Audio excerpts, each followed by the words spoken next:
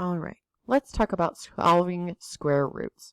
So if I take the square root of 4, I can think about it like this. If I have a square with the area of 4, what is the side length of that square? So if I know the area is 4, that means the sides have to be the same. It's a square. So each side must be 2. So when I'm dealing with positive real numbers, or whole numbers, I know that I'm dealing with positive lengths.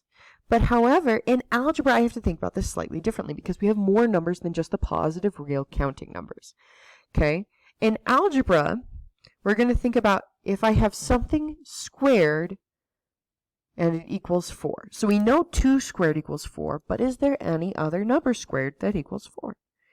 Well, if you remember back to the days of 7th grade when we talked about multiplication of integers, we remember that a negative times a negative is a positive number.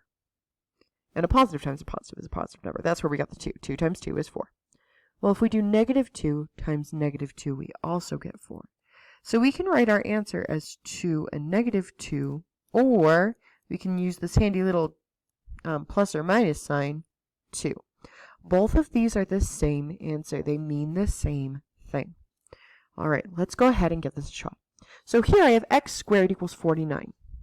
So that's asking me what squared equals 49. So in order to solve this, I need to undo the squared by taking a square root. So I undid a square, and I get x equals, so there are 2 options for x. One of my options is 7, because 7 times 7 is 49. My other option is negative 7. So again, you can write it that way, or you can write plus or minus 7. Okay, let's try this next one. Let's see what happens over here.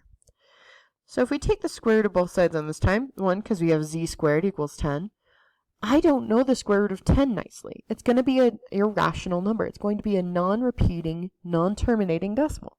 So I can't write that as a fraction, so I'm actually going to leave that as a square root.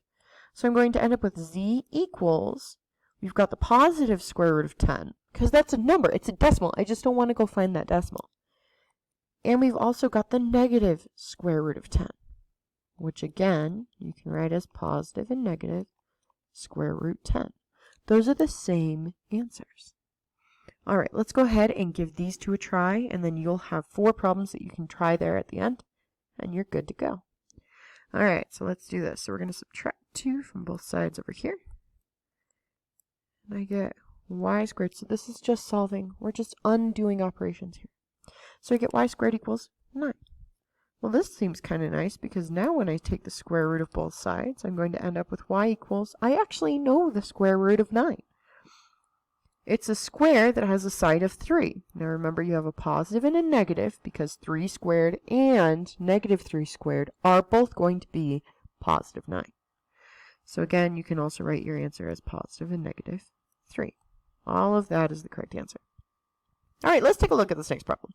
There's lots of craziness going on, but if we notice, all this stuff is in parentheses and it's got stuff attached. So we can't really do anything with it yet. So I'm just going to go ahead and add 7 to both sides. So if I add 7 to both sides, I have x minus 4 squared equals 100. Now if you notice, we have these parentheses, but there's this squared in the way now. We got rid of the minus 7, now we have a squared. This is where we go through and we're going to do our square root of both sides.